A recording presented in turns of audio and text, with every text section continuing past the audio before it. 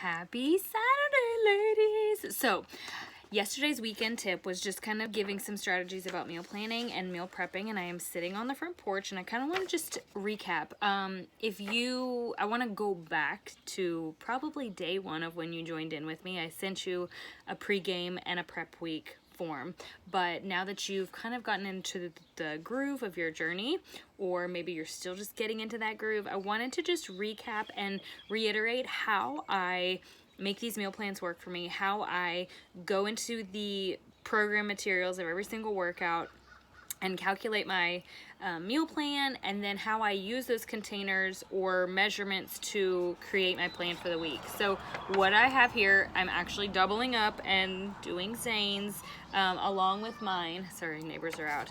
Along with mine, but I wanted to just kind of show you how we make this work and how I just kind of easily make the plan without it getting too crazy. So yes, I know you're looking at this probably thinking, Lauren, that's overwhelming. Lauren, that's confusing. This is actually last week's. So what I do is basically the only information I need is this up. I know my numbers each day, and I hope this isn't backwards for you guys, but if it is, I have Zane's numbers. I know how many greens he needs, how many purples, which are fruits, how many reds, which are proteins, yellows, which are the carbs, blues, which are the healthy fats, orange, which are seeds and dressings, and then the teaspoons, which are going to be your oils and your nut butters.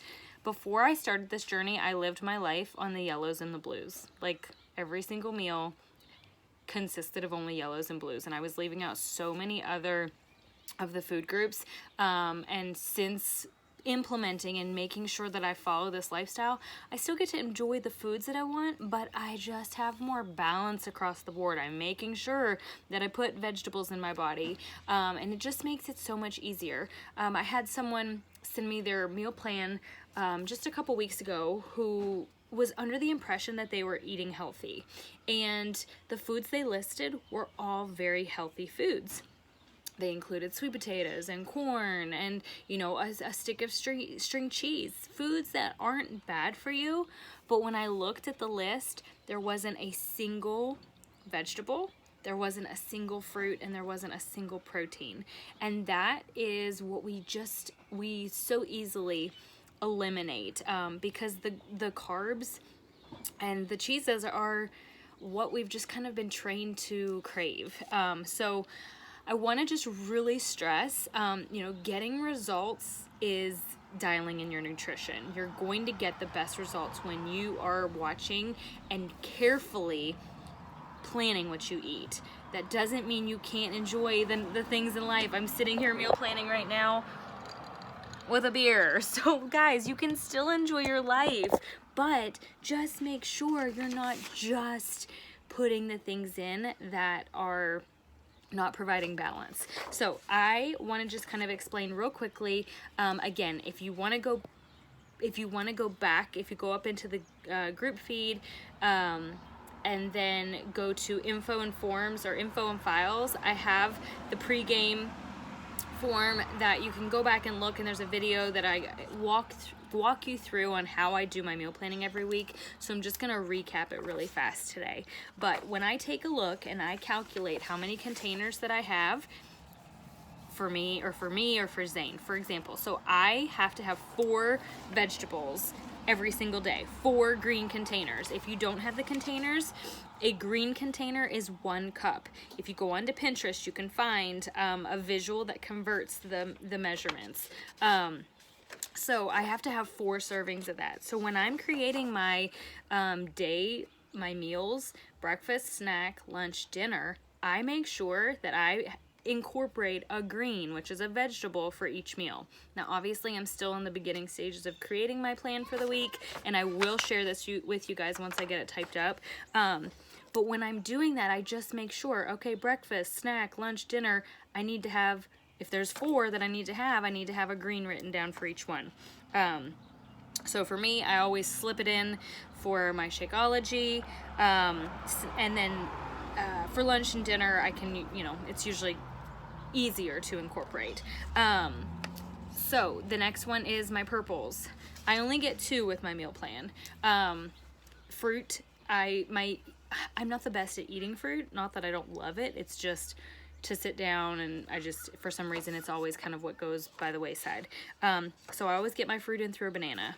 A whole large banana is 2 fruit servings. So I just drop that in on my shake, or while I'm blending my shake, I'll eat a banana. So sometimes I eat it, just depends on how hungry I am. My yellows, I only get 2 yellows on the meal plan I'm following right now. So I think like, okay, when would I crave the most carbs? For me, I want a carb in the evening, so I have one with my dinner. It gives me that satisfaction. I know that, you know, they say eat your carbs earlier in the day, but for me, I can go to bed without snacking if I have a yellow with my dinner. I'm very much a texture eater, so having that crunch, usually, like for example, if we do tacos, just having that crunch of like a hard taco just makes me feel more satisfied. And I think it's that old Lauren, like that just old mindset of like always craving that, whether it's pasta or just all the goods. And so the other time is midday. I'll put a yellow for my snack. I like to just quickly grab a couple crackers, or sometimes I'll do sweet potatoes, just something simple that satisfies me. So really, when you're creating your meal plan, think what you crave during those certain times a day. If you come home from work and you are one that wants to instantly grab potato chips, well, maybe make your snack an afternoon time snack and let yourself incorporate the crackers. Make that in your plan so that when you come home, your brain triggers over and says, oh, I get to have this. For example, Zane is a bedtime snacker. So what I did for his plan this week is I planned out that he will have an evening snack after dinner, and he's gonna have a piece of peanut butter toast. He's gonna have it on Ezekiel bread, and it's in his plan. And that's gonna do 2 things. One, it's going to prevent him from trying to raid the cabinets and grabbing junk. But the second time, it's going to also get him excited about following through the rest of the day, sticking to his meal plan, and knowing that in the evening he can look forward to that piece of peanut butter toast. And I know that might sound really crazy to you if you're one that doesn't struggle with nutrition, but I know for me, I get excited about the food. I am one of those people that eats lunch and I'm already thinking about dinner. And so nutrition has always been a struggle for me. And so I'm just constantly trying to stay ahead of the game, think and plan very strategically, and knowing my own limits, knowing my own struggles, and kind of trying to outsmart them with this meal plan, because this is a plan that is very doable. It's easy to stick to, as long as you understand it and as long as you are prepared to be planning and prepared to be ahead of the game. So if any of you guys have any questions this weekend as you're sitting down to get to your plan, I'm really wanting to dig in on nutrition, because I'm wanting to get all of you guys your results.